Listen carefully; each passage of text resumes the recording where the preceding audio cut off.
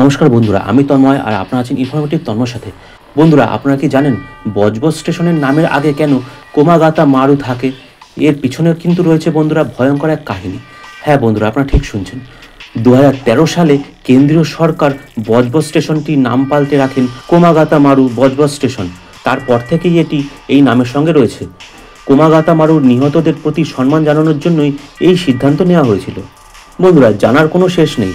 আমাদের আশেপাশে থাকা যে কোনো বিষয় ঘিরেই রয়েছে নানা আশ্চর্যজনক তথ্য, যা আমাদের জানার পরিধির বাইরে, যা শুনলে আমরা আকাশ থেকে পড়ি। এমনও যে হতে পারে সেটা ভাবা যায় না। উত্তরটা জানলে আমাদের অবাক হয়ে যাওয়া ছাড়া আর কোনো উপায়ও থাকে না। আজকাল অনেক প্রতিযোগিতাতে এমসিকিউ আসে, আর সেই সব প্রতিযোগিতামূলক পরীক্ষায় উত্তীর্ণ হওয়ার জন্য এই সব জানা খুবই জরুরি।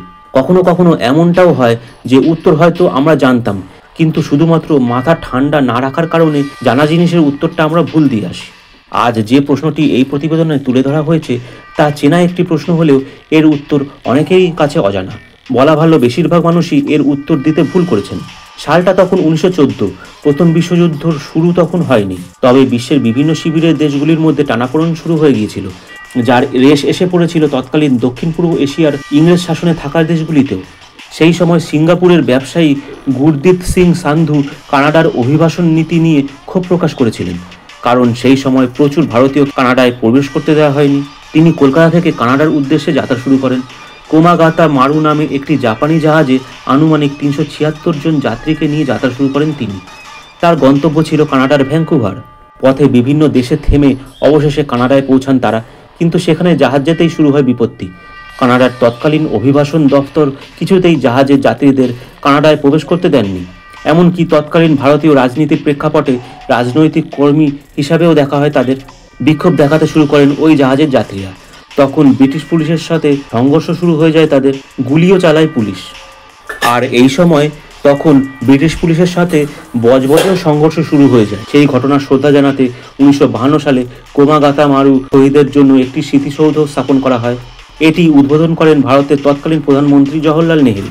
2014 সালে কেন্দ্রীয় সরকার কোমাগাতা মারুর ঘটনার শতবার্ষিকী উপলক্ষে দুটি বিশেষ মুদ্রা জারি করেছিল।